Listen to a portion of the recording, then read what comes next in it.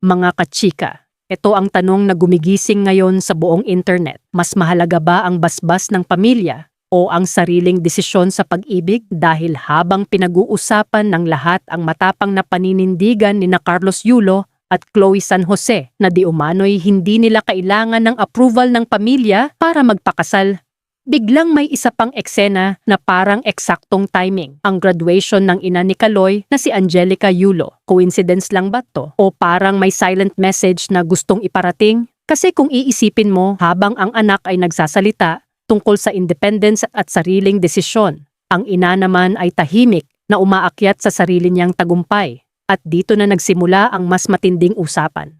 Sabi nga ng isang netizen, Grabe, parang dalawang mundo, isang lumalayo, isang umaangat. at may isa pang nag-comment, Hindi mo alam kung saan ka kakampi. Sa pagmamahal o sa pamilya. ramdam na ramdam ang bigat ng sitwasyon dahil hindi na lang ito simpleng relasyon issue, kundi banggaan na ng values, respeto, at personal growth. Pero teka, paano nga ba nagsimula ang lahat ng to? Hindi naman kasi ito bigla na lang sumabog, mga kachika. Kung babalikan natin, matagal nang may mga senyales, unti-unti, paunti-unti, hanggang sa naging obvious na sa mata ng publiko. Nagsimula sa mga simpleng bagay, mga post na parang may pinaparinggan, mga captions na may lalim, mga linya na hindi direkta, pero may tama. Tapos napansin ng netizens, biglang nagkaroon ng distansya. Hindi na ganun ka-visible ang interaction ng pamilya at ni Kaloy. Parang may invisible wall na nabuo at dito na pumasok ang mga haka-haka. Sabi ng isang netizen. May something talaga. Hindi na sila tulad ng dati. Habang ang iba naman, mas direkta, parang may pinipili na siyang ibang side. Ramdam mo yung tension kahit walang direktang statement. Yung tipong kahit tahimik, ang lakas ng sinasabi. At sa bawat galaw nila online, parang may puzzle na unti-unting binubuo ng publiko. Hanggang sa dumating na nga sa punto na hindi na lang ito tungkol sa mga posts, kundi sa mas malalim na relasyon, anak at magulang.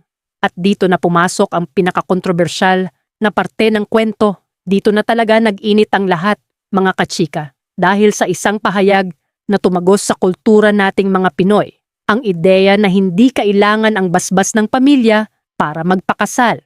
Ayon sa mga lumabas na usap-usapan at interviews, parehong sina Carlos Yulo at Chloe San Jose ay tila paninindigan na kaya nilang magdesisyon para sa sarili nilang relasyon kahit walang approval ng pamilya. At dito, ramdam na ramdam ang bigat ng bawat salita. Hindi ito simpleng statement.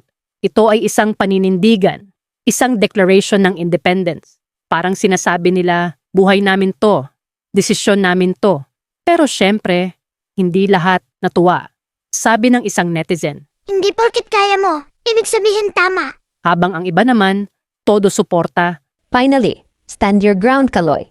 At may isang comment na talagang tumatak. Love is a choice, but so is family. Boom! Dito na nagkaroon ng malinaw na hati ang publiko. Hindi na lang ito chismis. Isa na itong debate. At habang lumalalim ang issue, mas dumadami ang tanong kaysa sagot. Pero teka, akala nyo yun na ang pinakamatindi? May mas tahimik, pero mas malakas na eksenang sumunod.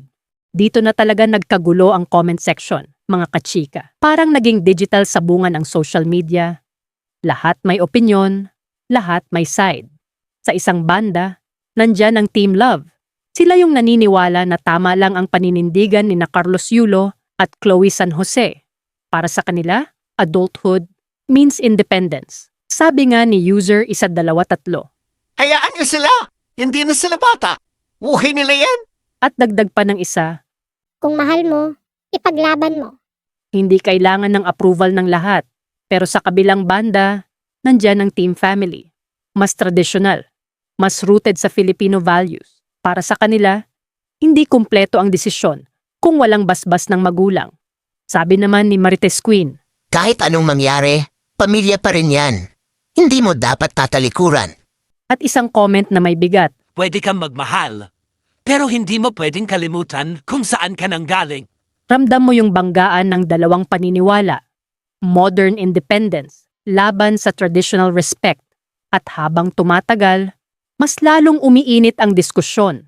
Hindi na lang ito tungkol kina Kaloy at Chloe, kundi parang nagiging reflection na rin ng values ng bawat Pilipino.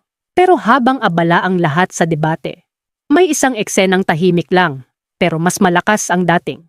Habang trending ang issue ng marriage at family approval, biglang lumabas ang balita.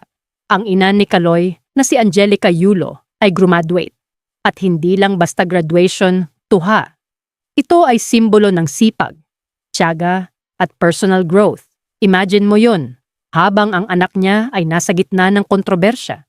Siya naman ay tahimik na umaakyat sa sariling tagumpay. Walang drama, walang parinig, just pure achievement.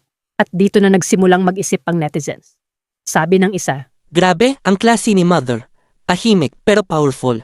habang ang iba naman, may ibang basa, parang may mensahe, hindi lang natin sure kung para kanino. At may isang comment na talagang tumatak, habang ang iba nag-aaway, siya nag-i-invest sa sarili niya. Ramdam mo yung contrast, isang side na maingay, emosyonal, at isang side na tahimik, pero matatag, kaya tuloy. Hindi maiwasan ng publiko na magtanong, coincidence lang ba talaga ang timing ng lahat ng to? Or may mas malalim na ibig sabihin ang bawat galaw? Dito na pumapasok ang mas malalim na analysis, mga kachika. Kasi kung titignan mo mabuti, parang hindi lang ito simpleng sunod-sunod na pangyayari. Habang sina Carlos Yulo at Chloe San Jose ay nagsasalita tungkol sa independence at paggawa ng sariling desisyon, ang ina naman niya ay nagpapakita ng ibang klase ng independence. Yung tahimik, pero may resulta. Parang dalawang magkaibang kwento ng paglaya. Isa, emotional at outspoken. Isa, silent pero powerful. Ayon sa ilang netizens, hindi mo kailangan magsalita para magpakatatag.